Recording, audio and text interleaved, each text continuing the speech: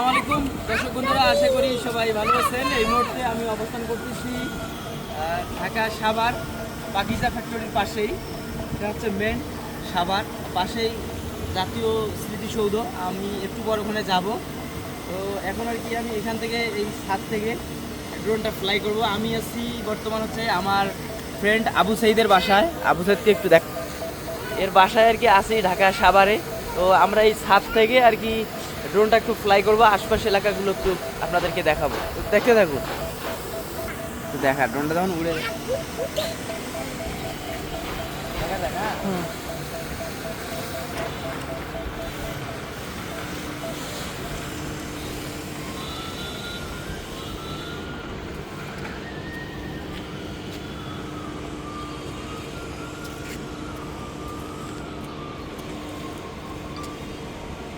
বেশ করে দিই, কাটি দিয়ে হ্যাঁ কাটি দিই।